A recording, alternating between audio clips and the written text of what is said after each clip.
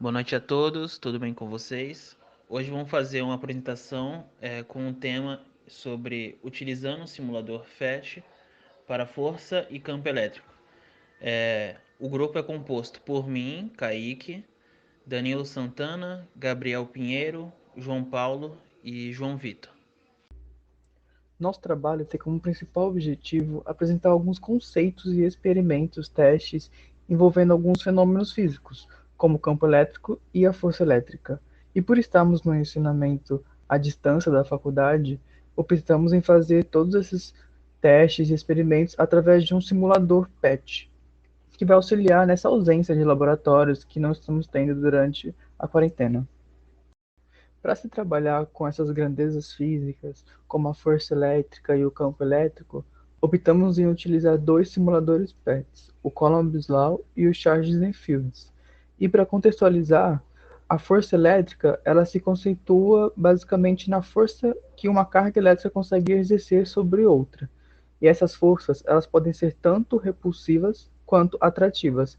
Repulsivas com cargas do mesmo sinal e atrativas com cargas de sinais opostos, assim como mostra as imagens no slide. Já o campo elétrico, ele pode ser definido pela perturbação do espaço que existe entre duas cargas. A forma que elas vão interagir vai acabar exercendo e criando esse campo elétrico em torno da relação que elas estão tendo uma com a outra, seja ela tanto atrativa quanto repulsiva.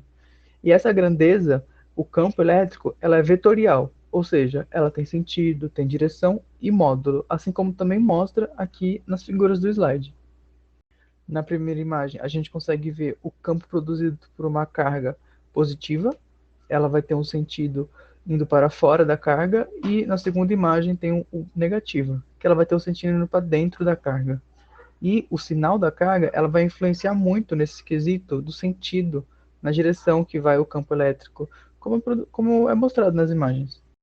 A sigla PHIT significa Physics Education Technology Project, e a sua ideia principal é proporcionar um ambiente de simulações que seja capaz de proporcionar aos alunos uma experiência de um laboratório real. Ou seja, não é o software direcionado para o mercado para a indústria, e sim para o aluno, para que em meio a essa pandemia ele possa ter contato com os experimentos, mesmo não tendo as ferramentas físicas ou o ambiente adequado para a realização desses mesmos experimentos. Então, o projeto PHIT, que foi fundado pelo Prêmio Nobel Carl Wieman em 2002, da Universidade do Colorado, ele foi criado para substituição do laboratório real. Então, em específico, nesse trabalho, falaremos sobre os simuladores Coulomb's Law e Charges and Fields. Esse é o simulador PET Coulomb Law. Nele foi possível fazer o experimento para a medição das forças das cargas. Nesse simulador é possível você alterar a distância das cargas, alterar a carga de cada uma, e assim você consegue verificar a força. Para mostrar o visor da força, é necessário apertar essa opção, Force Values. Em caso você queira ver notação científica, é apenas apertar a opção Scientific Notation. Nesse slide de resultados é mostrado como foi calculada a força elétrica entre duas cargas pontiformes, que seria a força igual a 1 dividido pela constância elétrica, parênteses, as duas cargas uma vezes a outra, dividido pela distância entre as cargas ao quadrado. Abaixo é mostrado a fórmula como ficou com os valores do experimento e como foi achado a força elétrica entre as duas cargas. Nessa primeira parte do experimento, foi variada a distância entre as cargas, onde a carga Q1 se mantinha em -1 microcoulomb e a carga Q2 se mantinha em 1 microcoulomb. Houve 10 variações de distância entre as duas cargas, onde houve 10 valores diferentes de forças elétricas entre as duas cargas, com uma margem de erro de mais ou menos 0,0005. Nessa segunda parte do experimento, foi variada a carga em Q2. A distância entre as duas cargas se manteve fixa em 0,02 metros, com uma margem de erro de mais ou menos 0,001. A carga em Q1 se manteve em -1 microcoulomb, com uma variação de mais ou menos 0,5 microcoulomb. A carga Q2 foi variada de 0 até 10 microcoulombs, o que gerou 10 valores diferentes entre a força elétrica entre as cargas, que foi de 0 até 224,689 newtons. Procedimento experimental. Para o experimento, será utilizada uma carga que irá gerar o campo elétrico em volta dos 3 sensores A, B e C. Para fazer a captação do voo desses campos elétricos, os sensores A, B e C foram colocados em distâncias distintas da carga, para saber se quanto mais longe da carga, se o campo elétrico seria maior ou menor.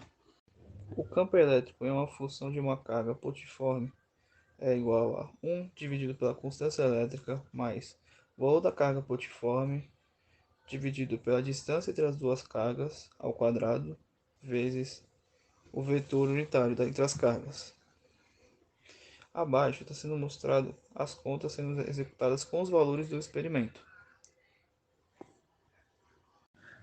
Para ser encontrado o campo elétrico dos sensores A, B e C, foi utilizado variações de cargas e distâncias, onde a carga Q1 varia de 1 a 5 nanocoulomb, e as distâncias dos sensores A, B e C dessa carga também tem 5 variações.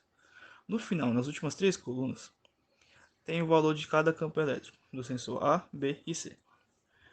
Com as 5 variações, fica constatado que o sensor A sempre é o que tem o maior campo elétrico por ficar mais perto da carga.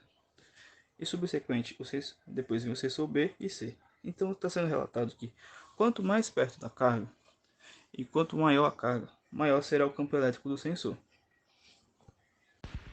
Podemos concluir então que, com base em todos os experimentos realizados, nós obtivemos valores que concordam com a teoria sobre o comportamento dos campos elétricos e das forças elétricas, que são decorrentes das cargas elétricas, e essas cargas elas podem estar dispostas em diferentes posições e podem ser também de diferentes potenciais elétricos, alterando assim os valores das cargas e dos campos que podem ser medidos. De tudo isso, podemos tirar também que os simuladores eles foram de suma importância neste momento da pandemia, uma vez que mesmo afastados da faculdade, nós conseguimos criar um laboratório virtual onde pudéssemos realizar os experimentos e fazer a ligação entre os integrantes do grupo, criando assim um laço. Assim, colaborando então para relacionar os valores medidos com os dados que pudessem ser obtidos matematicamente, que comprovam assim a relação entre a teoria e a prática, inclusive aprendendo conceitos como as margens de erro, que são comuns de serem aplicados nas práticas também. Portanto, podemos concluir que o experimento atendeu às expectativas propostas, já que observamos a relação da teoria e da prática, reproduzindo os mesmos aspectos em ambas, sem se preocupar com os obstáculos que poderiam ter sido encontrados no laboratório da vida real.